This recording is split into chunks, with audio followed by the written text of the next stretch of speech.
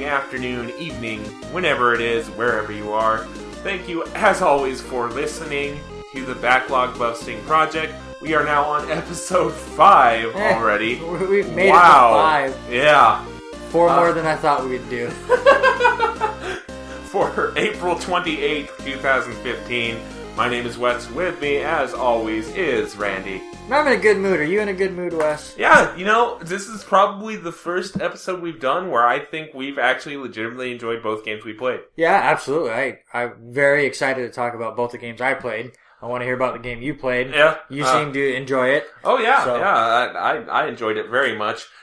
This episode of the project, we're going to be talking about the Fluffy Dimension, Super Metroid, and some other stuff. Including a very potential golden sombrero situation in our first segment, Player Nay. We are going to go right into Player Nay. We're going to start out with Broken Age: The Complete Collection, releasing on April 28th for the PlayStation 4, PlayStation Vita, and PC. This is, of course, developed and published by Double Fine Studios. This is an adventure game that was... shall we say, birthed from Kickstarter, made $3.5 million in its initial crowdfunding campaign, which was supposedly the full game. Due to budgeting issues or scope creep or something happened, Tim Schafer basically said, here's Act 1, we'll release Act 2 when it finishes. Complete Collection is both acts in one convenient package. I gotta say, it's from one of the guys that brought us the cave. Which, right away, my head goes, nah. I'm not too sure about that, Chief. I like the idea of it, just sometimes the puzzle logic just, not my cup of tea, and from what I've heard about Broken Age, it's more of that kind of stuff, so I'm just kind of like, I think I'll give this one an A. Yeah, I'm not a big adventure game kind of person, and, I don't want to bash on Kickstarter, but it always drives me nuts when you hear well-known game designer goes to Kickstarter and makes $3 million and then doesn't even fully deliver. I mean, does he really need the $3 million to start his game? I mean, isn't his name big enough to go to a developer and they can work something out? I mean, yes, sometimes people don't want to make your game, but in this case, I don't want to play it. So, I mean, it's a definite nay for me, not my kind of game, and a Kickstarter for somebody that doesn't need Kickstarter at all. So. Yeah. Well, yeah. Well, honestly, though, he did kind of need Kickstarter because he started out as, with the adventure games in the 90s, the LucasArts adventure games like, Day of the Tentacle and Grim Fandango. Those kinds of games. And then he came into the console era, and there was Psychonauts, which is a cult classic, but didn't do too well critically. Brutal Legend, which didn't do too well either way. So after those two, he kind of needed, his name wasn't as good as it once was. So that's probably a discussion for another time, though. We're going to move on Player Nay-wise here to our second game, which you'd think, since we're both wrestling fans, we would both be liking. It's WWE 2K15, which came out for the consoles last fall, is coming out for PC also on the 28th, today, for the PC. Developed and published, of course, by 2K Games. Yeah, here you go, PC elitists. You get a game that the console players didn't enjoy 6 months ago, but hey, now you guys finally get to play it. Yeah. Have fun. Yeah. Honestly... I just want to, obviously, it's an A for me. Big wrestling fan, but wrestling games have kind of went downhill for a while to me. Yeah. I was really excited when 2K bought them just because, maybe they would change things up, and then they brought the whole team from Ukes, right? Ukes? Yeah, it was Ukes and THQ, but they brought the core team, basically. The core team over and said, hey, keep making your shitty wrestling game. And I'm sorry, I haven't really enjoyed a game since they used to have that GM mode that was really fun. I mean, I always like SmackDown versus Raw 2006. Yeah, somewhere in there. I mean, I really like the behind the scenes stuff. So like creating a card and getting rated on how well I built storylines and stuff. That's what I'm interested in. Mm-hmm. Not as far as because wrestling games have never been the greatest fighting games. I mean, they've always just been, hey, I get a fight with said character that I will see on TV, or create myself, and have some fun with that. And then they started getting it in there where, hey, you can do all this backstage stuff, and now it's like, well, not really. You can create stories that look terrible and text based and are so full of glitches that a large part of the appeal of stuff like VGCW is how glitchy will this game get? You know, like it just there is still a bug in 2K15 that has been there since at least WWE 12, where the story creator, if you have too many created characters in there, sometimes the names will switch. So you'll mean for one character to be sailing the line and the other one will. And it's weird to look at, among all the other gameplay glitches. So it's like an old Teenage Mutant Ninja Turtles cartoon. Nice. Take that, old school reference. Oh, wait. Wait, this isn't at midnight. What the hell? I also just showed my age. So did I. I laughed. Anyway. Nay for both of us. Better luck next year, 2K. Please tell me you guys are making more substantial changes for 16. Oh, God.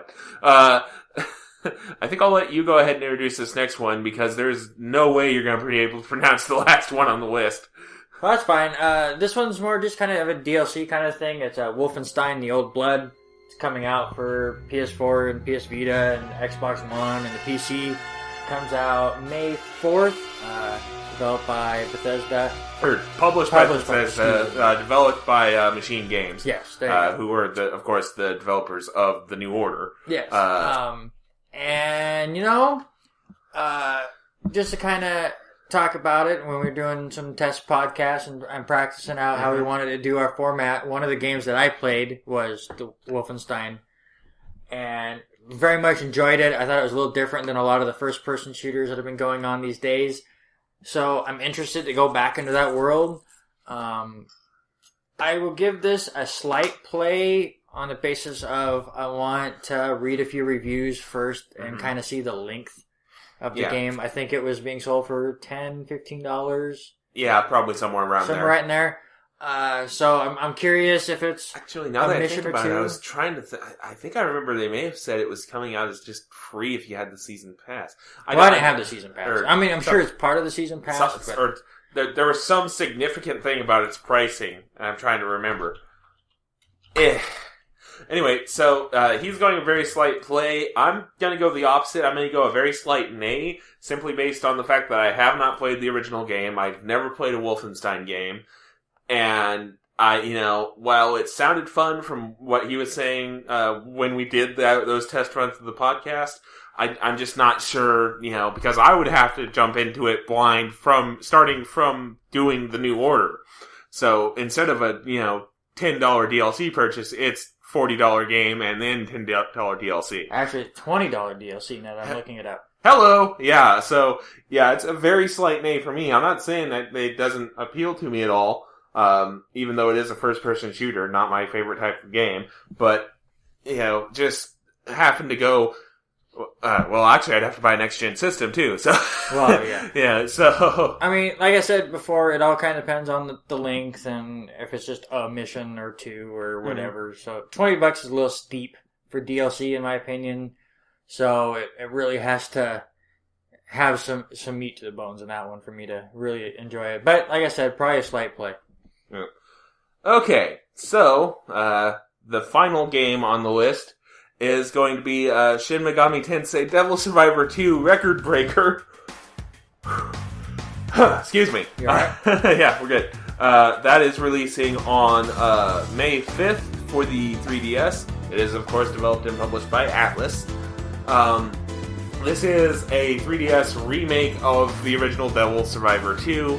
It is a turn-based strategy game set in the Shin Megami Tensei universe, where you collect demons and they fight for you against other demons. Evil Pokemon. Pretty much. Sweet. A little bit harder though, and it's got a couple new features, a couple new days added to the story from what I've been able to see. It's actually going to be a play for me, simply because I've been into the series for a while. It's the series being Shin Megami Tensei, not Devil Survivor. But I bought both digital Devil Sagas during that flash sale a couple weeks back on PSN. I need to get around to being Persona 3. I need to get around to getting Persona 4. So,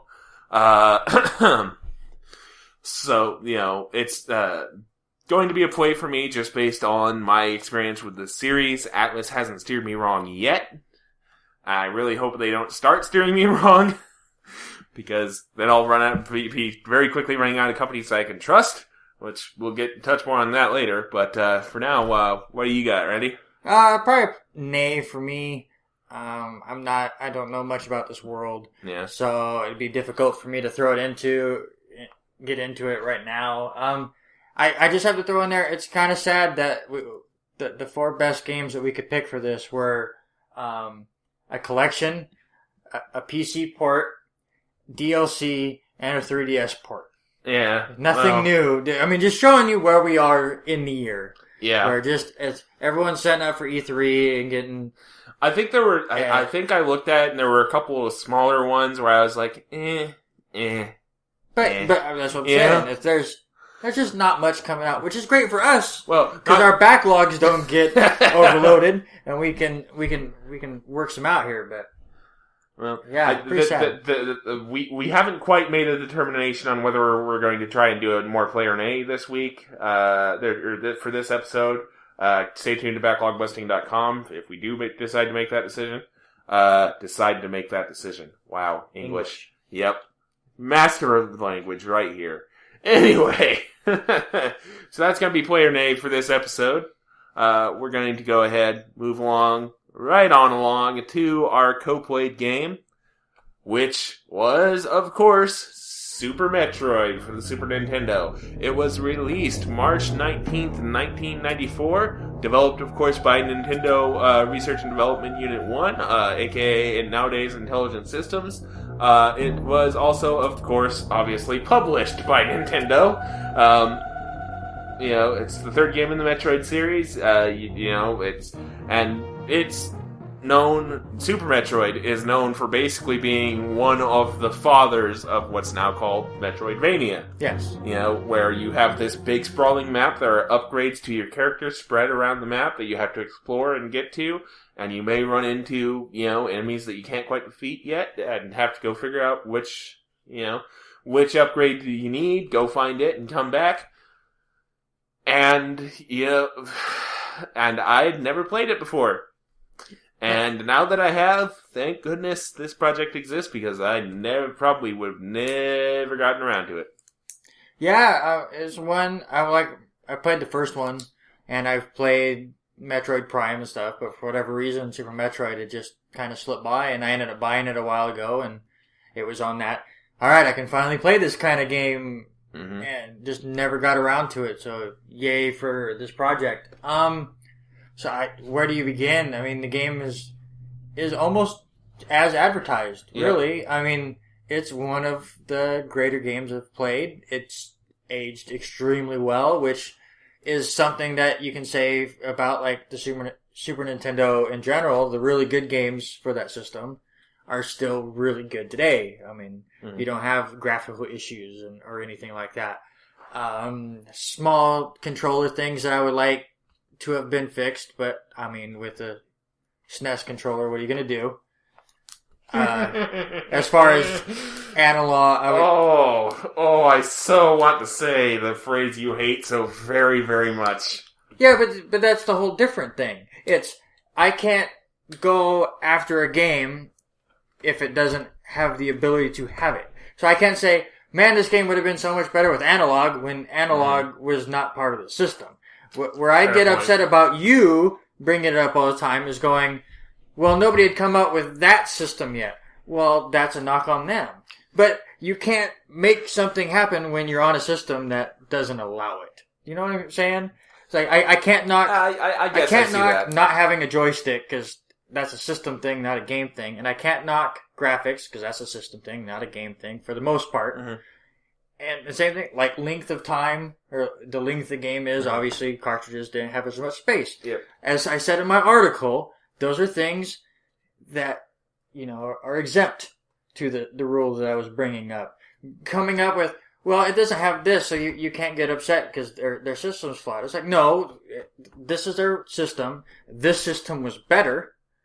Yes, it came out maybe 10 years later, but that's how we're looking at it now. Is how is the game in 2015?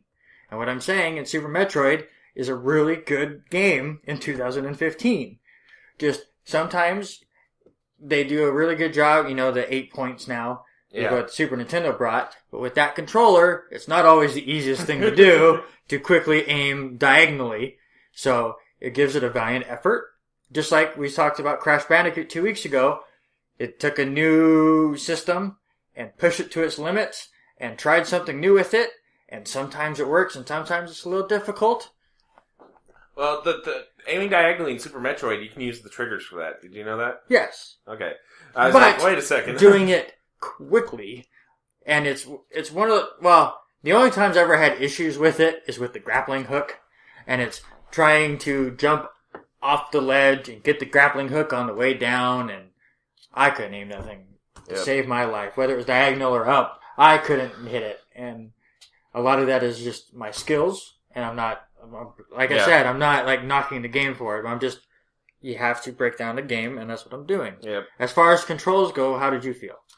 I didn't really have too much issue with any of it, so I wasn't sitting there thinking that the controls were the reason why I was dying or failing. And I'm not saying that. I'm just saying I wish I had a joystick. That's all, or an analog stick. That's all I thought a couple times. Like, man, an analog stick. I think I could do a little bit better. But I know mine was all skill. Mine was lack of skill. Yeah.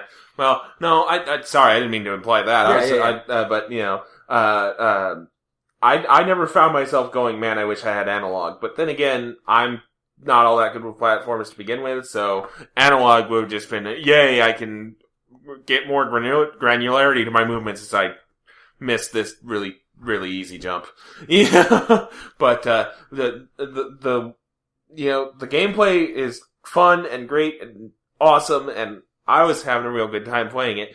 One of my only gripes, though, was there is a particular room hazard, I'm going to call it.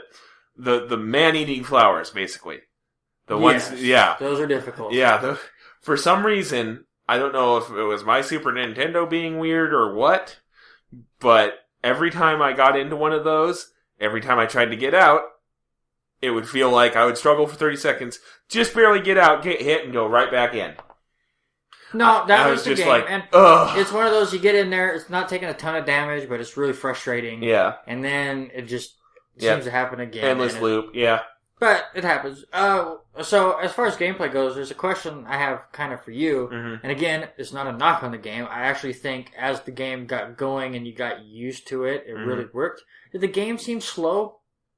Like the movements and stuff? Like Metroid, Samus's, like, jumping ability and stuff. Every time I jump, like when I first started this game, I would jump and go, yeah, wow, that's slow. Yep. But again, it's not a knock because the game really works around it. But it just slowed everything down, and it was a very methodical game, really, which is great. Which it has to be, because there are a couple points where you kind of have to go, okay, what am I missing here? Yeah. Yes. Oh, so many times where I just looked at the map and went, okay, what? Yeah. Now what? Oh, there's a thing or part of my map that doesn't have a solid line. I missed something there. I need to go back. Yep. And there's a lot of points like that. Yep. They do a great job of kind of guiding you along the way, but not straight up, hey, go left, dummy. Yeah. So, yeah. I mean, absolutely. The gameplay to me... what did you think of the bosses? I was about to say, bosses, well, with the exception of the last couple, the actual penultimate and final bosses of the game, which are supposed to be fucking difficult, are fucking difficult. But the up to that point, I was having more problems with just traversing than I was with the bosses. Yeah. Which actually kind of surprised me. Because I've never been all that good with, those kinds of bosses in side-scrolling platformers or, the 2D games, basically. I've never been very good at the boss fights. See Rogue Legacy. Yeah. Which I still have not beaten. Yeah. From all the way back in episode 1. But, I got to, the first boss in Super Metroid and beat it I think it may have taken me 2 tries solely because I was low on energy and wasn't expecting a boss fight, and all of a sudden, I'm getting my shit wrecked. But, even, the Guardian boss fights, I was sitting there like, that's a big guy, and there's this stuff happening, and, nope, I got it. Okay, I just barely made it. Yeah, I had a few where it was pretty close. Favorite boss? Who is your most memorable, enjoying to fight kind of boss? Crocomire. Which was? The guy, the one where, every time you hit him, he stepped back. Oh, okay, down in the fire pit. Right? Yeah, and he once you get him to the right edge of the stage, he falls down into the acid. Yes. And then you go back over to the left and his skeleton just pops out and,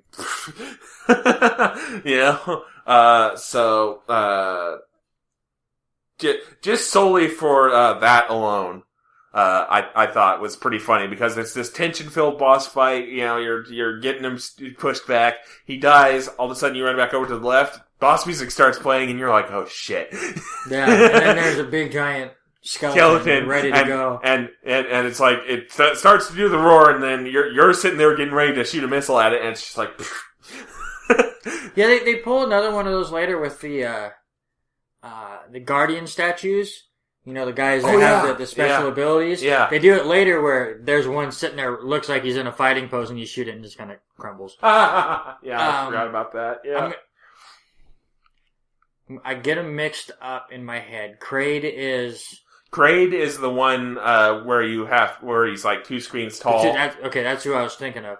So that's probably my favorite, just for the reason you kind of meet a smaller version of him. Yeah. Just before that, and you go in there, and then there he is, and you're like, okay, this is easy. You jump up, and you hit him in the mouth when he opens it up, no big deal, and then he stands up. Yep, and you're like, oh shit. Okay. Yep. So, just, again, one of those memorable moments, especially probably back then, where how many times you see a boss that's 2 screens big. Yeah. Even today, that it's very impressive and fun, and things are going all over the place, and you kind of have to pay attention. And I kind of will agree with you that, the difficulty is more of the traversing from boss to boss. Mm-hmm. But unlike Crash Bandicoot, where, again, I said, the levels were the difficult part, and then the bosses were cakewalk. Uh-huh. These bosses weren't cakewalk, and they were far more memorable than Crash Bandicoot. Yeah. But they weren't as challenging as some other games do bosses. Right. But they weren't just, alright, I guess it's time to throw in a boss now, so we're going to do that. They're all very memorable, and they all do their job, and test your skills. But like you said, at that point, you have built up your skills enough where you're going to be okay. Yeah.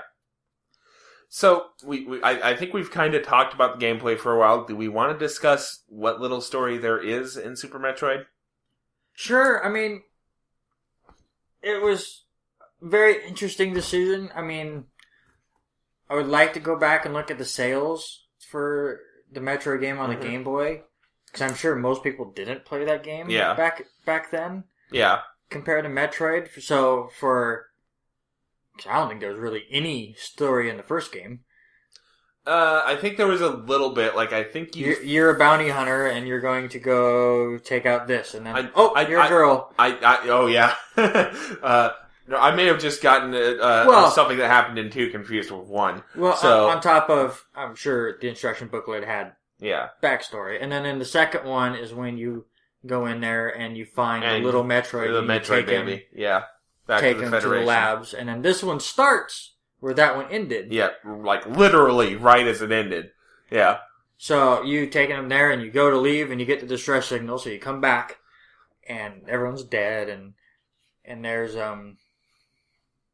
the other one I can't ever remember. Ripley, thank you. Like I said, Kraid and Ripley. No, Ridley, sorry. Ridley. I get those two flipped. Well, I always think Kraid is... But believe it or not, it's Ridley. Yeah. But, so he's there, he takes the Metroid away, and then you go off after him. So, just the fact that it took a story from, like, what looked like a spin-off game with the Game Boy. Yep. And turned it into the main storyline was very interesting. Yeah. I remember I had to actually literally pause walk away from the game for a minute when the voice clip played. The last Metroid is in captivity. How did you pause the game? It just started. Or not pause, but literally, I think I was still laughing by the time I got control. Well, I guess I'm sure I'm used to it because I'm a big Smooth and the Groove fan, and he's done the acapella version of that, and he adds that little clip to the beginning of it. So, I mean, I've heard it several times. Yeah. So wasn't as big. So yeah, I mean, that's the basic story. Is you're off to get Ridley and this Metroid who you've become save the baby Metroid, yeah. And, that's kind of the story. So you go through and you fight the 4 bosses and a couple side bosses and stuff, and then you finally meet Ridley and you kill him, and then you're going along trying to find the little Metroid, who is no longer little. Yeah. And I think that's one of those great moments that you have in Super Nintendo where, I mean, they can't really tell the story, but they do it like through vocals and all that, but they do a great job in visuals, because this giant Metroid comes down, jumps on your head, knocks you down to 1 health, poisons you basically, and then gets up and goes, Oh, I know this one. Oh, crap. Shit. Yeah. And runs off. And you kind of go heal up and all that stuff, and then you fight Mother Brain, which is very reminiscent to the first Mother Brain. Yeah. Until you defeat Mother Brain, and it jumps up, and it's this big, giant, dinosaur-looking thing with a big head, and shoots all sorts of shit at you, and just drove me nuts. Yeah. And right as it looks like Mother Brain's gonna kill you, here comes Metroid again. Takes him out for the most part, comes back and is healing you, and as he heals you, Mother Brain takes out the Metroid, destroys the Metroid, which is very sad. But as it kills him, it's like, I couldn't tell if it was now you're getting super pissed off, or the Metroid gave you extra abilities. I think it was an extra ability that you got, because... it's half a dozen from column A, 6 from column B. Because boy, is the way I read it. Nuts. The way I read it is it's half a dozen from column A, 6 from column B. The Metroid dying and while giving you power kind of made your suit freak out to give you the hyper beam, and then part of it is Samus kind of felt the connection to that Metroid, and she's fucking pissed. Yeah. So I really liked that. The ending was fucking amazing. Yes, I enjoyed the hell out of it. Great storytelling without saying a word. Yeah, and that's. I mean, which is something we probably need a little bit more of nowadays, but that's, again, conversation for another time. Yes. Honestly, I'm trying to think of anything else there is to say about Super Metroid. Well, let's just go right here. I mean, does it deserve the praise that it's got? Abso-fucking-lutely. So, would you say it's the best game you've played on this podcast? Let's see here. It's gotta be up there, yeah. I'm trying to think because of we've all only the other... played, well, you're supposed to have finished 10. 10, yeah. I saw Conquer to beat, you have... Crash, and, you just brought it up. Rogue Legacy. Thank you. Which sorry, it took me a second, too. Doesn't have much of a story, but you have those two. Yeah. But, I mean, out of all that, I think the only one that I think rivals it is Brothers. Yeah. That would probably be up there. Honestly enough, though, I think I would actually have to put the game I did this week, Quantum Conundrum, up pretty high on that list. Well, simply on a gameplay level. If we're talking story, then yes, it's no contest. it's Super Metroid / Brothers at fighting at the top. Yeah, but gameplay-wise, Quantum Conundrum's up there pretty high. So let's get to that. I want to hear about this game. This is one I haven't played. Okay, so a little bit of a non-fly modify there. I wasn't. We were going to go to your game there, well, but too bad. yeah. Well, it'll be a perfect spot for one of the first things I was going to say about this game. We're going to go right into it. Quantum Conundrum, published by Square Enix, released July 10th, 2012 on the PS3. It was developed by Airtight Games. It also saw release on the 360 and the PC. This is a puzzle platformer game, and one of the things that I found before this project, if you had asked me about Quantum Conundrum, I would have told you, I would have said, oh, that really fucking annoying game on my PS3 that plays the really loud music whenever I hover over it, because the music I'm going to play under this is that music, and it's literally, it starts with loud in-your-face lyrics. And you know, if you're not paying attention, all of a sudden you're going, "Oh shit!" lyrics. So that was the main thing I thought about the game. So I play it, and it is a really solid puzzle platformer. It's you can tell it was first off, the director of the game, Kim Swift, was one of the project leads on the original Portal, and holy shit, does it show! Quantum Conundrum's aesthetic sense and sense of humor is so deeply rooted in Portal, it's not even funny. It's the narrator that's helping you through each chamber is doesn't exactly have your best interests at heart to start out with. He's darkly sarcastic, and it's just If I gave, a boilerplate description, you would be hard-pressed to tell if I was talking about Portal or Quantum Conundrum. We'll put it that way. Until I started getting into gameplay differences, which we'll go into right now. Quantum Conundrum, its main mechanic is you are in Quadrangle Manor. And basically this place is a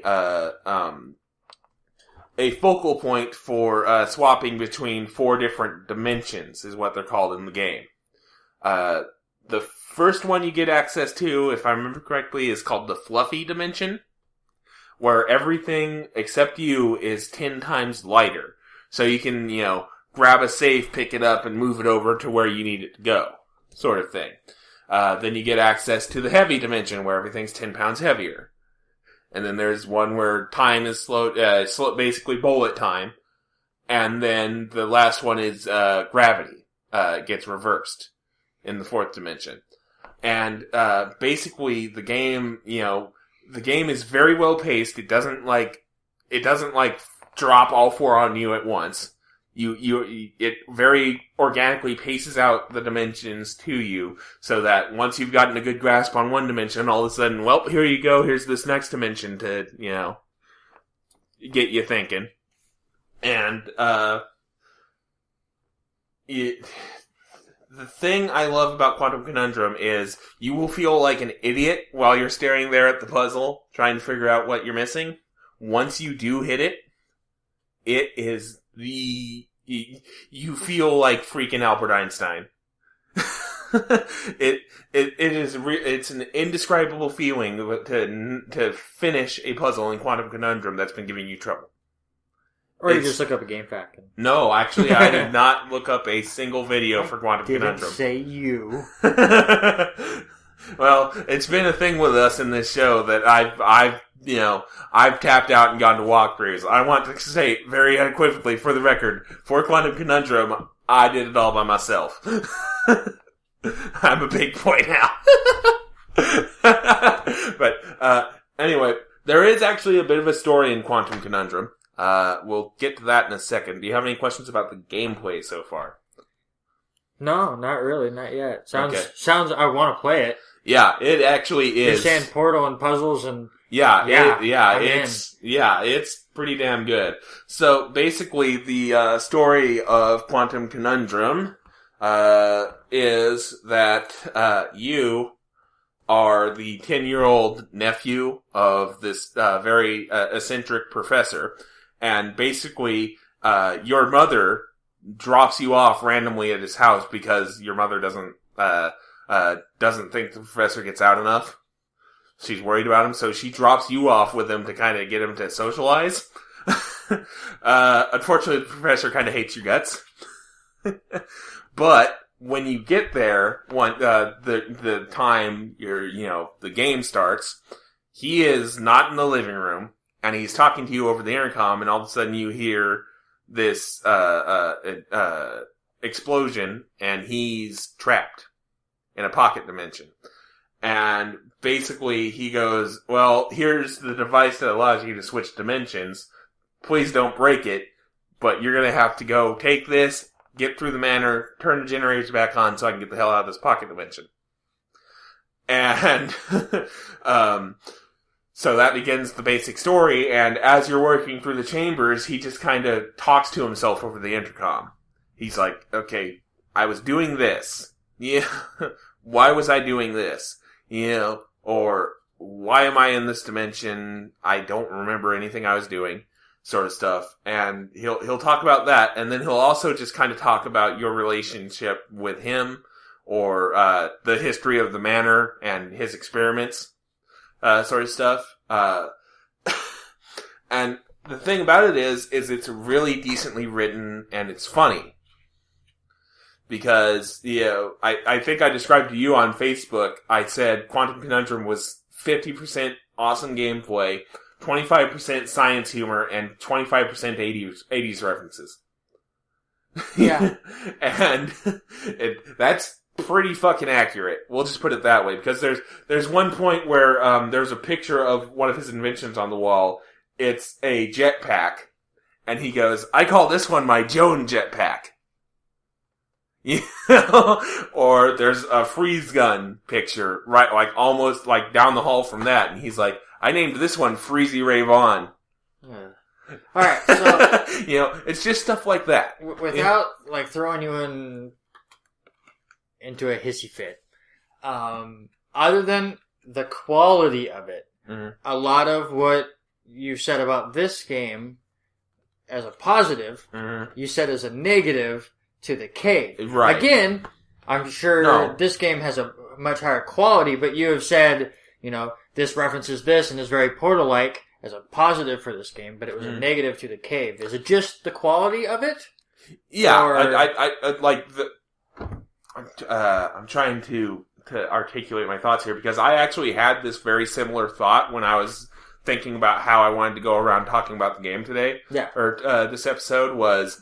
I realized a lot of this stuff that I was going to be gushing about QC, or QC, I'm looking at my scribbled notes here, Quantum Conundrum, was stuff that I had... You guys are on a personal level. You're giving them nicknames. And... Yep. Anyway, so a lot of the stuff I've been talking about Quantum Conundrum as a positive, I had dinged the cave for. And what it is I feel like Quantum Conundrum's, again, it's kind of a subjective thing, but Quantum Conundrum relies on the humor to carry it through, rather than going, here's the joke, it wasn't that funny. Which is what I felt the cave kind of did at points. Like the talking cave thing still makes me go, There's a point at which you're trying too hard, and I felt the cave kind of jetpacked over it, and Quantum Conundrum didn't. So it has that natural... Yeah, it feels natural. Instead of forced. Okay. Yeah. I understand. Yeah. Whereas, a lot of the jokes in the cave, I just kind of went, well, you certainly set that up. And, yep, there it is. So, whereas Quantum Conundrum, I'd never really felt that, sort of, that, well, here's the pitch, sort of thing, very often. So. Okay, so, another question. Kind of go back at gameplay now that I've been, really thinking about it. Again, Portal comparisons and puzzles. Does it hit the Portal level of puzzles? Does it surpass it? Or is it not quite there as far as, your enjoyment of the puzzles and the difficulty of them? I would probably say they're. I want to say they're better than one of the games. If we were to go take both Portal games, talking about them, and then Quantum Conundrum, I would have to go Portal. The best would still be Portal 1, I think. Then we would go Quantum Conundrum, and then we would go Portal 2. You heard it here first. Wes likes Quantum Conundrum more than he likes Portal 2. Well, puzzle-wise, actually. Because I felt Portal 2 felt like to me it was just like, well, find a surface, paint it white, and stick a portal on it. Well, near the end. Near the end with some of the gels, I felt like it was just kind of like, well, find a surface to slather gel on, and that's it. Whereas Quantum Conundrum, you have to sit there and go, okay, I need to be in this dimension to do this, and then I need to switch to this other dimension to make it so that this happens. Like, let's see. While you're thinking about, to be fair with Portal, it was the challenge of figuring out how to get said gel onto the surface, which was a challenge. I mean, most of them, yes, it was okay. There's a blue gel and a yellow or an orange gel. I'm going to need to use both. Yeah. And then it was, how do I get them here? Yeah. With Quantum Conundrum, there's a bit more timing involved in some of the puzzles that I, felt was kind of missing from Portal. Because Portal, for the most part, you're not very time limited. Quantum Conundrum has multiple puzzles where, you have to think on your feet. Okay. I guess is the term I'll use. The reason why I paused so long when I did the ranking was because I was trying to figure out which Portal, which order I wanted the Portal games in, because it's kind of a toss-up. Yeah. Yeah. I mean, I know one of them is better than Quantum Conundrum, but I'm just not sure which one I would want to go there, sort of thing. Quantum Conundrum, one of the last puzzles in Quantum Conundrum is, it'll, drop, 5 rows of 6 safes down, and then there will be a laser that destroys them if they're in anything but the heavy dimension. And what you have to end up doing, for example, in this scenario, is you need to make a staircase out of these safes. So you'll pop into heavy dimension, and then you'll stay in there, let it pop a layer out, and then pop into heavy dimension to make sure one stack stays at 5 safes. And work your way down, triggering dimension shifts until you have a staircase to work off of. If it's stuff like that I felt like, okay, I have to think on my feet here, need to figure out what I'm doing. And I really enjoyed being able to think on my feet like that. So, this is probably one of the most pleasant surprises I've ever had gaming, because my initial thought going into it was, this song is annoying the hell out of me, and if it's going to be more of the same from the game, we're not going to get along too well. And I get into it, and I'm having fun, I'm genuinely laughing at some of the jokes, and even by the end, honestly, that song is stuck in my head now, and I'm not pissed off about it. Whereas I would have been if I was still without context on it, if that makes sense. Does it set itself up for a sequel? Yes. Because at the end, you've started all the generators, and right as you're about to, do the last thing he wants you to do to get him out of the pocket dimension, he sits there and he goes, he realizes one of the symptoms of the problem that he had was, that the manner, basically, what they do is they hand wave, kind of like, Portal 2 hand waves that moon dust is, portalable surface. Mm-hmm. Quantum Conundrum hand waves that, the power, the dimensional device is powered by science juice. And that's literally what they call it, is science juice. It's this radioactive liquid, yada yada yada. And basically, multiple areas in the game, the challenge comes from the room you're in is flooded, death water, basically touch it and you die, and you need to get across it. And the Professor Quadrigal realizes, wow, there's a lot of flooding going on here. That's not supposed to be happening. Why is this happening? So you're about to free him, and he goes, wait a second. It's flooded. Shit, basically. Like, he doesn't outright say, it's obviously a kid's-aimed game, right? Yeah. He doesn't curse, but you could, tone of voice, basically, he's like, oh, crap. Basically, he did it intentionally to himself. He locked himself in the dimension because shit just, if he hadn't, things were going to go all over the place. But since he started to kind of respect you over the course of the game because you've been solving these puzzles. So, but since he knew if he didn't get you into the dimension, you were going to die, he basically switches places with you. And the last bit of narration is him going, you're going to be safe in there, now I need to go fix this mess. Is literally the last bit of narration before the credit rolls. So, yeah, it does set itself up for a sequel. Here's the unfortunate part. Airtight Games no longer exists. Well, that's very sad. Yeah. They made one other game that I'm forgetting off the top of my head. It was not anything related to Quantum Conundrum. And it was basically, and it basically flopped. And that was the end of it. So, and it was also directed by Kim Swift. So, was that Murder game? Oh yeah, Murder Soul Suspect. Yeah, that game looked terrible. Yeah. I feel bad for them. But... Yeah.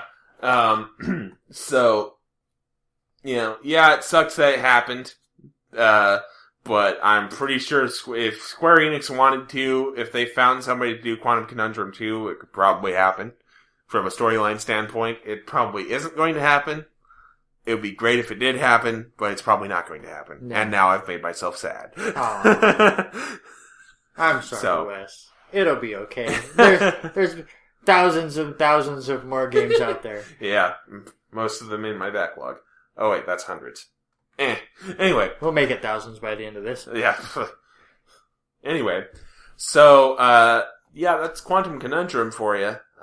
Honestly, if you're a fan of puzzle games at all, and you have a PC, a PS3, or an Xbox 360, go get this. You are not going to regret it.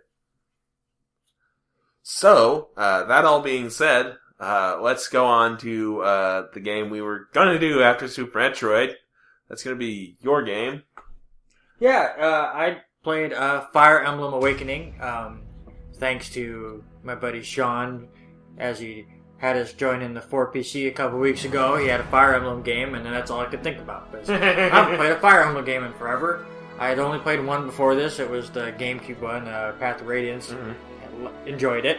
So I was curious about this one, and let's see, it was released April 19th, 2012. Developed like Super Metroid by Intelligent Systems and published by Nintendo. It's a turn-based strategy game, very much like chess. You move your pieces around, try to find weaknesses, but with Fire Emblem especially, you have to keep your group close together, because if you get off on your own and get overpowered, you're in trouble. And the cool thing about Fire Emblem, even though this one kind of has a casual soft mood. Yeah, casual mode. If you die in Fire Emblem, you die in real life. Wait, shit. No, that's a shitty movie. That's a shitty movie. I don't remember the name of it. I don't want to remember the name of it. It's really, really bad. But no, your character, if he dies in the battle, he's gone. Yeah. I mean, that's it. You can't use him anymore. So it really adds emphasis to strategy and taking your time in a battle and not rushing as you can. There's a lot of things in this game that went over my head as far as the gameplay go. They added some new elements that I think it was because I had to try to get this done in 2 weeks. Yeah. That I kind of brushed over and didn't really give myself enough time. Yeah. To understand. I would definitely like, if time permits, to kind of go back and give it another go. Blog fodder! Yes. But, there's a lot with relationships. Like, from things that I was reading after I beat it, your characters can get married. Like, the main character gets married, but that's a storyline thing. Mm-hmm. But others, if they get close enough, they can get married and I guess have kids, which is beyond me. I never even got near any of that, so I can't really talk about it right now. But they do a great thing if say, Wes, you and I are fighting right next to each other and you help block an attack or you help me attack this guy right next to that's right in front of me, our relationship status goes up. So it goes, C, B, A, whatever.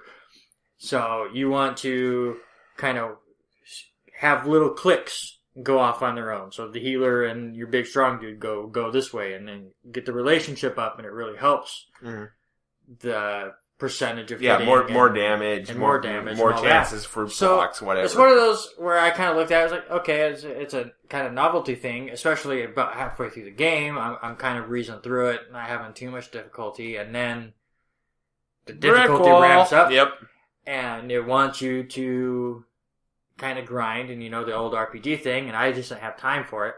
But yeah, it really puts a big emphasis on relationships, which is perfect because that's the whole point of the game. The whole point of the story is the bond of friendship and how it overpowers evil. So basically this story is Crom and his sister are out doing whatever, and they meet this person just laying on the ground. Mm-hmm. And for whatever reason, Crom is like the prince of this world, or not the world, but his country. And even though everyone is telling him, don't trust people so easily, he just can't help it. He's way too kind-hearted, so he takes you in. And as your character, you name that character, the one that they find. So you're going through all this, and you get thrown right in. You find out you're a great tactician, which is hilarious because you're the one that's doing all the movement. So it really works out, and it gets you right into the story. So you're doing all this stuff between good and evil and whatever. It's your basic medieval times kind of thing. People want land, and they'll fight for it, whatever. So for that's very basic. Until you get about 2/3 into this game, and you realize that your character is the son of the really, really big bad guy in this game, who is trying to get the Fire Emblem, which can call upon this giant-ass dragon. Mm-hmm. And then you find out that not only are you his son, but he can control you. So at this point, you have no clue, but he takes over your body, basically, and you knock out Crom, and you take the Fire Emblem and give it to him. So now it's this whole good versus evil, in self, and it does a really great job of the tightness of family and friendship can overcome anything, and that kind of story just plays out through everything, whether it's the gameplay or the story or all of that. So they really did a great job of mixing that and making that concept the focal point in everything, and I kind of give them credit for it, even though, like I said, I didn't give myself that much time to really get into it. I think my final time in this game was 26 hours, and that doesn't include all the game overs, which there were a lot of. So I would probably say I put almost 40 hours into this game over 2 weeks, but man, there's so much more. So much more into this game, and yeah, it's a great, if you want a game, and you don't have a lot of money, and you like strategy games, this is the one for you, because it'll give you hours upon hours upon hours of trying to find everything and leveling up all your characters on top of leveling up the relationships. Right. And so, yeah. Any questions, sir? Just a few. We were kind of talking before we started recording, and you kind of mentioned that you felt a little overwhelmed by some of the systems, and I remarked that it was a little weird to hear that coming from somebody who had played the Disgaea series, for example, because I feel a lot of Disgaea is mechanics. They're a little bit obscure, but once you grasp them, you can wreck. So, I kind of figured that Fire Emblem itself would be a bit less obscure, being a more traditional strategy game. Well, okay, so here's the difference between the Disgaea series and this Fire Emblem game. Disgaea definitely is more of a, you have to level up. Most of the mechanics are straight level up. Yes, you get bonuses if you fight next to the person. But from what being able to learn spells, it's more sort of like Disgaea has a system in it that usually, whether it's like 3 where it's a classroom or 4 it's like this overworld map kind of a thing. But you team up characters that way on that map, and then if they fight together, they get bonuses and stuff. So it's kind of the same system. But like I said, for the first half of Fire Emblem, I didn't even think about it. And I should have went back and, made sure that I want these two to be working together the whole time and make sure they go off in their groups to level up their relationships and stuff. But really, Disgaea's stuff is definitely more levels and just weirdness. Because they want you to break their system. I mean, that's how Disgaea is made. Fire Emblem is just all about core mechanics. And actually, you bringing up that question brought me to a point that I totally spaced about, that I was thinking about a lot in this game. There's a thing in Disgaea that I wish they would have done in Fire Emblem. I'm not saying that Disgaea is better. Yeah. I think Fire Emblem's, the more solid series. But in Disgaea, all the enemies come up at once.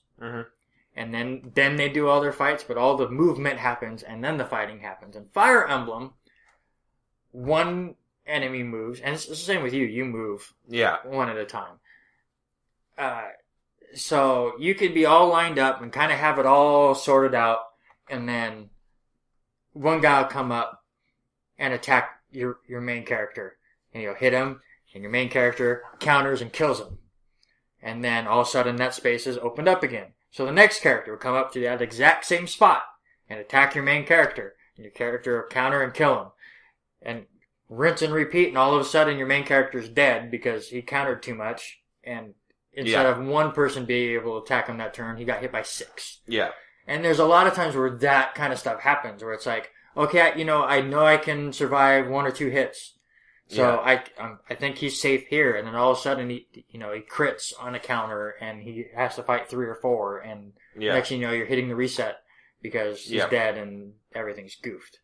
So I wish, in future games, just select all of your movement, and then to have them all kind of go at once. It kind of streamlines the game on top of it anyways, which I will give them credit for. They have, in this game, or in all Fire Emblem games, I guess, from the 2 that I've played, it's you go up to a person, you go to fight, and it brings up this whole epic, actual fight where you're close into the action and you can see all the stuff, which gets tedious after a while. You've seen it 100 times.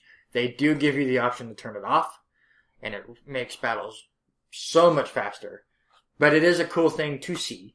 So I'm glad that they have put that stuff in, but I'm very glad that they let you take it out.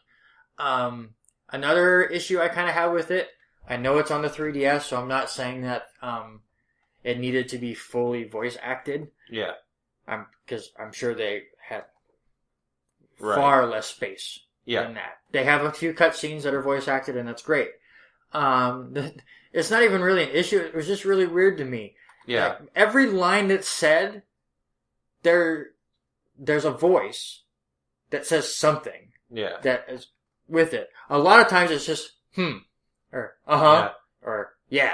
I mean... Yeah, kind of set the mood for the line. Yeah, basically. And it's weird to me. I mean, because the line could be this whole thing, and what he says is completely different. And sometimes they say the whole line, and it's like, they could have not had that. I would have been okay with it, I think.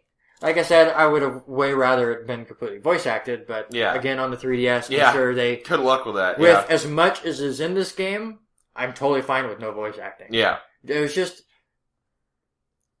a little off-putting at times, where, especially when you would get in a conversation and it was just, yep, I'm like, really? Do I have to hear grunting for 3 minutes while I'm trying to read this? So, I mean, it's a small complaint. Yeah. But all in all, I think that's completely reasonable complaint, though. So that's really all about I have, because Fire Emblem, I've haven't played any of them, but I've, read up on them. I know about the permadeath. Anybody who's heard Fire Emblem by now probably knows about the permadeath, so really kind of not anywhere to ask there. Should I talk about the exploit I brought? The thing is, I don't think that's an exploit in the classical sense. Basically, what you told me was you did kind of have difficulty in the later game because, of neglecting, we'll say, the relationship system. And not grinding as much as I'm sure I needed to. Yeah. So basically, what you ended up doing was, apparently there was a feature in the wireless functionality for Fire Emblem Awakening. There's a feature called the bonus box, where you can recruit teams from past versions of Fire Emblem, the past releases in the series, and recruit or battle against or trade items with, what have you. Well, since you had only heard of Path of Radiance before, well, I've heard, but played, yeah. You went with that game. You hired Ike. Yes. And apparently Ike can wreck face. Ike comes in max leveled and is beyond max level. I had two other characters when I recruited him in that were at or very close to max leveled and weren't even close. Like, I got to the point where there's a few battles at the end that are very difficult and things are coming at you at all sides and a lot of flying enemies that can cover half the map. Where I would just have Ike and the main character and then team them up and just have Ike go, because Ike would kill one person and then the enemy would come up and Ike would just counter them and kill 4 or 5 every turn. Mm-hmm. And it was one of those, it would have been really cool for them to have done it as a, hey, you beat the game, now you've unlocked the bonus box. Yeah. Where now you can do all that, where you can fight old Fire Emblem characters or recruit them or get their items. So it was just really weird that it was there to start. All you have to do is get enough gold to recruit them. So it was a strange choice, I guess. Yeah, I guess what you're trying to say is you're not okay with the fact that you can pay for it and break the game over your knee before you've beaten it. Yeah, I mean, I did. I used it. Yeah, but I need it because I had the deadline. But you kind of feel dirty about it. I feel very dirty about it, and you would not have done it if it weren't for the fact we were doing these 2-week things. And speaking of that, once I figured that out, I saved it in a different spot. So I have the point before I broke the game saved on my 3DS, so I can go back and continue it on unbroken like. But it was just, like I said, it would have been a great reward for beating the game. They give you rewards, like normal. Now you can see all the movie scenes, and you can it's this weird listen to all the music or whatever. Yeah, so they have that, but it would have been great. It was like, hey, now you can play this with these characters. Yeah, but so that's a little disappointing. But I'm kind of glad it was there because I made my deadline. Yeah. We may need to think of a tweak on that because that seems to be a pattern with if we do anything resembling an RPG. Well, this is going to come up. It took me 2 podcasts to get through Earthbound. Yeah. When we first started talking about this, it was this is our progression through the game. Mm-hmm. So we kind of figured it would take multiple than one episodes, and then we just kind of are trying to push it out. So yeah. So there's tweaking to be involved. Yeah. So, at any rate, I can't really think of anything else to add about Fire Emblem. If you like strategy games, it's a very, very good strategy game. And again, if you've heard of strategy games, you've probably played Fire Emblem. So that'll about do it. Let's go ahead and announce our games for the next episode. I am going to be, first, we are both going to be playing Shovel Knight. Shovel Knight! So excited. It's downloading right now. Yeah. Actually, it should be done by now. I'm ready to play it. I mean, I know the internet sucks in this neck of the woods. The moment you say your goodbyes, I'm kicking you out so I can play Shovel Knight. I'm just warning you. But, you're going to get a bit of a head start on me on that one. I'm going to have to wait until Friday to pick it up. But, at any rate, and then, because I haven't gotten enough of, I mentioned, Super Metroid was kind of the father of the genre. now we're going to meet the other parent, as it were, because my game for next episode is going to be Castlevania Symphony of the Night. English. So did you just call Super Metroid the father of this generation, and it's a female character? Son of a bitch, I did! The other parent is a male character? I did. Come on, Wes. You had a chance to say the mother. Come on. You had a chance. You messed it up. Future me, Price is like Rising Horns right now.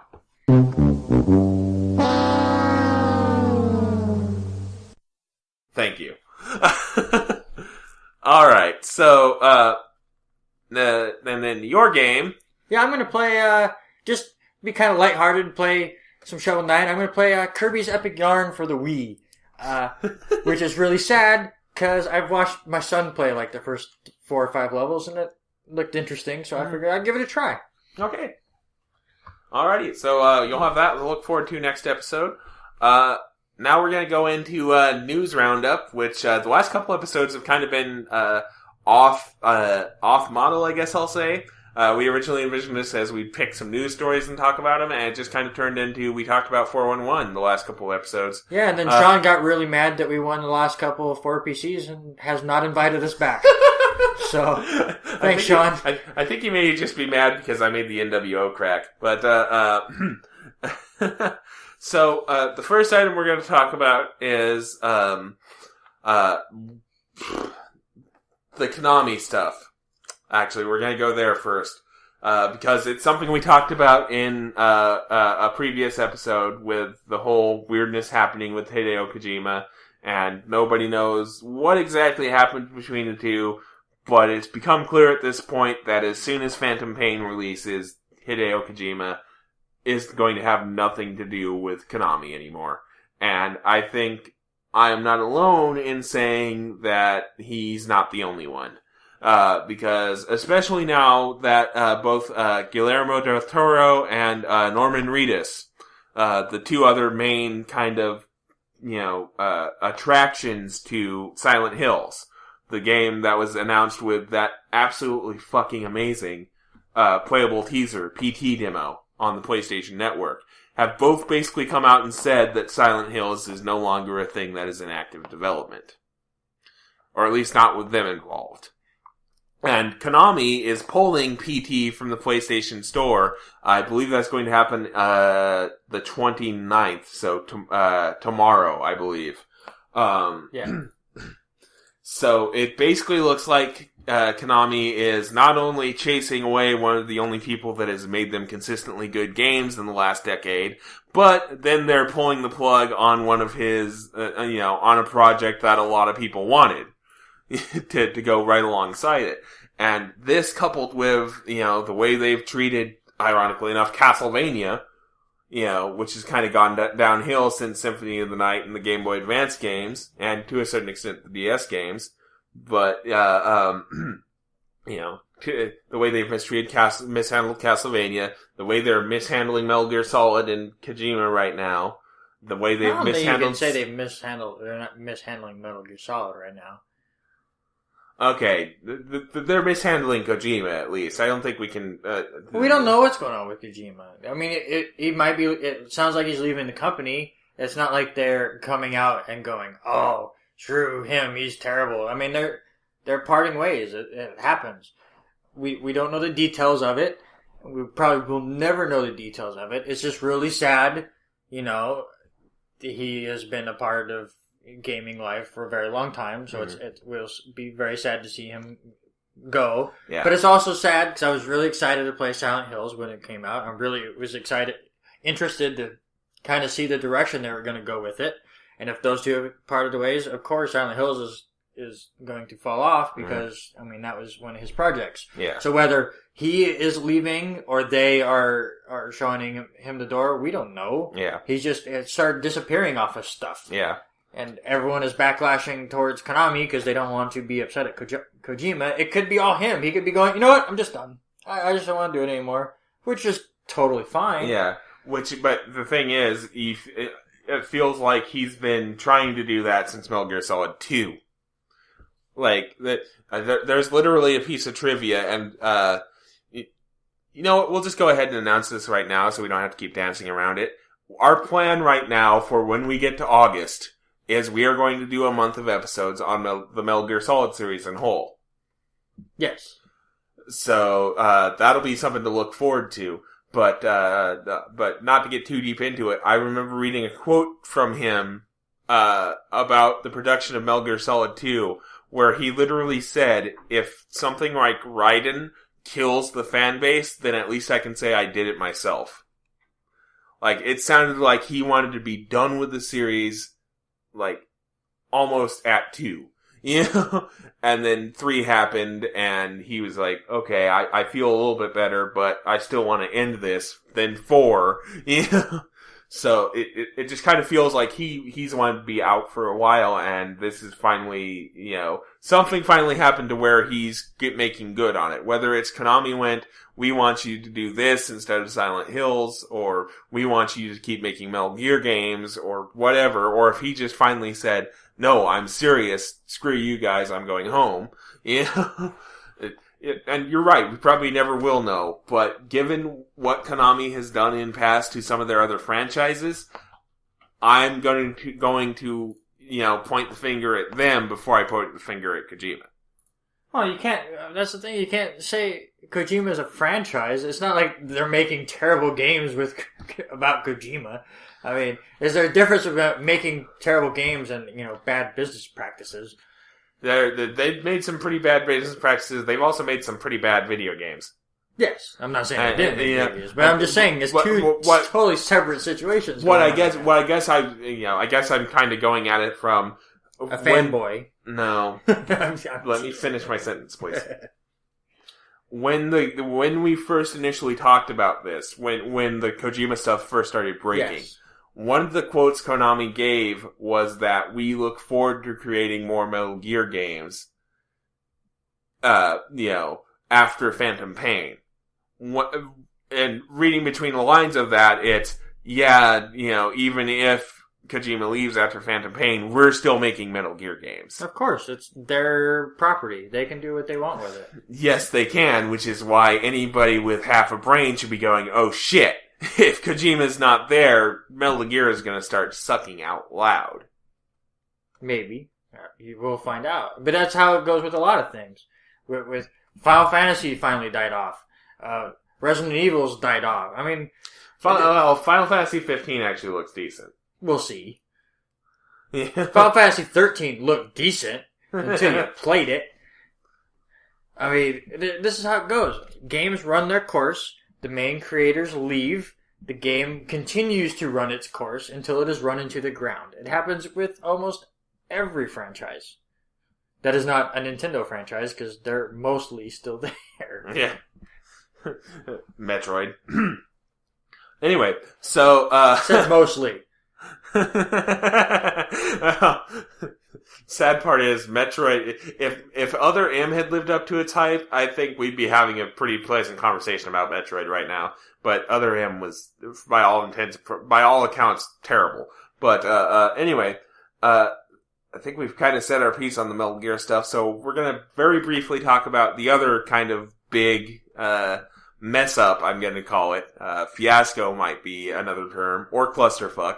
Valve made news earlier this week by opening up the workshop for mods to games to be charged. People can charge for their mods now, and they launched this program as a pilot with Skyrim. And basically, this immediately turned into a gigantic clusterfuck shitstorm of epic proportions. Because one of the main kind of spotlights I've seen has been on a fishing mod of all things called The Art of the Catch, which used some animations, I believe, from another mod. And Art of the Catch went paid, the other mod did not. And basically it became this quagmire of, okay, who owns this, who owns that? The guy who made Art of the Catch tried to pull it, and Valve said, no, we're not going to let you do that. And gamers are angry because they don't feel like they should be charged for mods now, unless it's a really damn good mod. And then the fact that the modders could name their price meant, people, insane people wanting $10 for some copy and pasted, Morrigan ripoff, from Dragon Age or whatever, it's just turned into this PR nightmare for Valve, and it's going to be interesting to see how they try to recover from this. Because I heard one person kind of say, because Gabe Newell himself actually went on Reddit earlier this weekend and tried to, talk his way out of it. And in in the first time I've ever seen this, the Reddit community started hating on Gabe Newell. Because usually it's, if Gabe Newell shows up, things start turning around for Valve. This time it was, you guys fucked up, you're still fucking up, fix it. Which was very interesting for me to see. As far as my personal opinion on it, I don't really think that a paid structure, the way they're doing it now, would work. I would like to see more of a pay what you want sort of thing. Or like a donate button. Because if they're doing good work and you want to show them they're doing good work and, you enjoy their work, then yeah, pay them after you've played the mod. But to go sight unseen into a mod of all things, to me kind of feels off. Well, so I don't know much about this. I'm not, like we've talked about several times, I don't play many PC games. And yeah. I'll come right out and say it, I don't like mods. I mean, I get what they're there for, to give you a different experience and that kind of stuff, but I'm just not into them. I don't search them out, whatever. So this story doesn't hit any kind of strings for me at all. But as far as I can tell, it's basically Valve coming up with an idea. It's not the most thought out idea. I'm not going to say it's perfect, but they came out with an idea of hey, these modders do great work, so they should get some.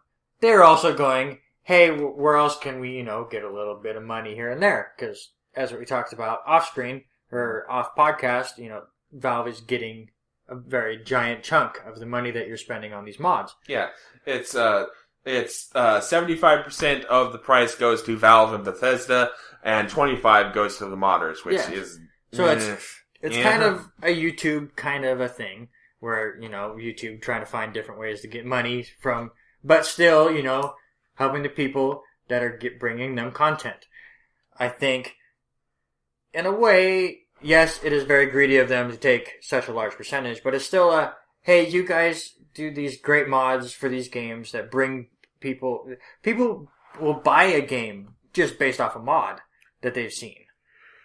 So, I think if they change it around a little bit and fix it up, and maybe give an option to where the modder can do, instead of you have to pay me, it's you could pay or whatever as you were talking about. Pay as you want. Pay as you want. But, I mean, what I think a lot of people aren't realizing is they can still keep it free. Yeah. So it's still the modders that are going crazy with it. Yeah. So, yes, Valve does not have the perfect system, but the people all upset is, you want me to pay? Be mad at the modder for it. He's the one that chose to. Yeah. Yeah, there's a little bit of that, and yes, there are still, you do not have to charge for your mods. There is the option to stay free, and a lot of people are choosing to do that, which I applaud them for. But, it's just, the system is kind of flawed, and it's really going to be interesting to see how that how that situation develops, because, I read one comment to the effect of, this well may not be completely poisoned yet, but the water's starting to smell funny. You know what I mean? And I think one of the changes they could do, to your point, is you get a week trial. Yeah. And then if you want to continue paying it, then you pay their price, or a day trial, or whatever. Yeah. I mean, there's different ways to tweak it. Yeah. But I think there should be some hate, because from what you're saying, the system's not perfect. But the over crazy hate that you're talking about, listen, they gave them an option. The modders took it, and then everyone got upset at Valve because the modders decided to take this option. I mean, it's like, And I'm sure there's been talks about it before, but like if iTunes comes out and says, podcast, here's your chance, we'll make it 99 cents for somebody to download your episode, if you wish. Yeah. And people might go, no, I don't want to pay $1 to listen to my podcast, iTunes, you're terrible. Like, we wouldn't charge $1 because we need people to listen anyways. Yeah. So we would stay free. We wouldn't charge you $1 because we would make negative dollars at this point, but I mean, you know what I'm saying? Just because you're giving an option to charge money doesn't mean you have to take it. I mean, if you're morally, like, you know what, I do modding for fun. That's great. But now it gives an option for somebody, those really good modders, to make a semi-living off of it. Yeah. Although, which and is okay.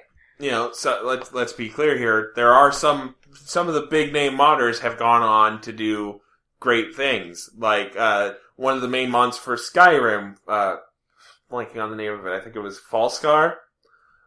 They basically adds like 30 hours of content to the game. It's this huge, voice acted quest of the works. One of the main developers on that mod got hired by Bungie. Yeah. That sort of stuff. To go to another Valve game as an example, Dota 2, that guy one of the main developers on that, obviously was the creator of the original Dota. Dota was, for all intents and purposes, a mod of Warcraft 3 because, Dota pushed Warcraft 3's world under two limits that I don't even think Blizzard knew could happen. Yeah, so I said, that sort of thing. Yes, it is a greedy move by Valve because they're taking a large chunk of it, but it is still here. Yeah. Get a little bit for your hard work. So, internet, calm down. Mm-hmm. It's going to be okay. They're not forcing you to pay these because you don't have to have them. Let the system work itself out. Say your piece. Say what you'd like to have change. But don't freak out. It's going to be okay, guys. Alright? Okay. So, that is about going to wrap things up for this episode of the Backlog Busting Project. Don't forget to comment on our post either on backlogbusting.com or on 411mania.com/games. Yeah, we'd like to hear from you. Yep. You can subscribe to us if you haven't already on iTunes or Stitcher.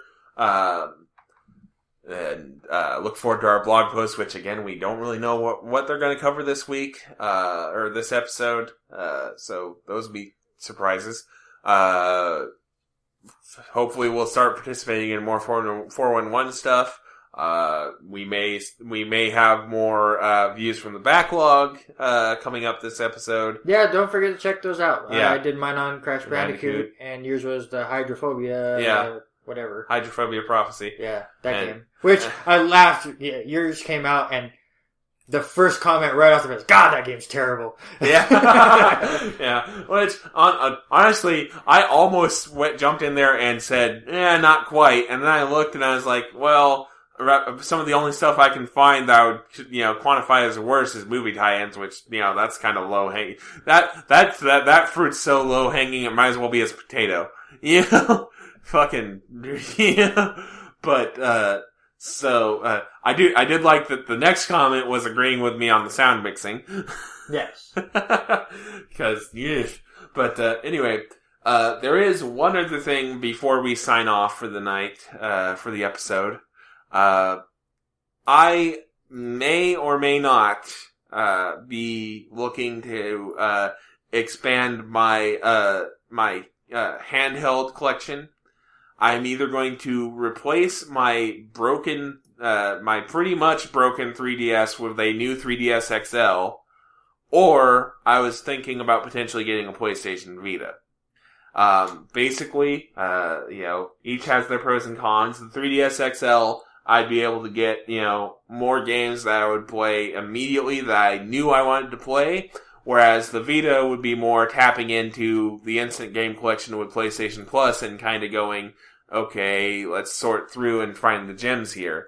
I posed this question to Randy before we aired, and he was like, I It's a lot more difficult than I thought it was going to be. Yeah, because, I asked him, and he opened his mouth like he had an immediate answer, and then he went, My first thought was 3DS for you, because you're an RPG guy, and there's more gems there, but though the Vita kind of gets shit on, it's an awesome system, the graphics are great, some of the games on there are really great, and the fact that you're already on PlayStation Plus, so you're getting 2 free games a month, so you get those indie games, on top of you get to play PlayStation 1 games. Yeah. I kind of lean towards the Vita, to be honest. Yeah. I kind of, it depends on what second we're in. Because I keep and hell, you can play Shovel Knight on it, so. Yeah. So I'd like to hear kind of your guys' thoughts on it. Keep in mind, this is by no means a set in stone thing that whatever you guys decide I'm going to do, I haven't even decided if I'm going to fully do it yet. But we would like to hear your opinions. You can tweet us at Backlog Busting, leave a comment on our Facebook page, leave a comment on backlogbusting.com, leave a comment on 411 Mania. Rest assured, we would read it wherever you did send it to. So weigh in on that question, 3DS versus Vita, and look forward to our blogs, views from the backlog, etc., etc. Until next time, as Will Wheaton once said, play more games. We will. Indeed.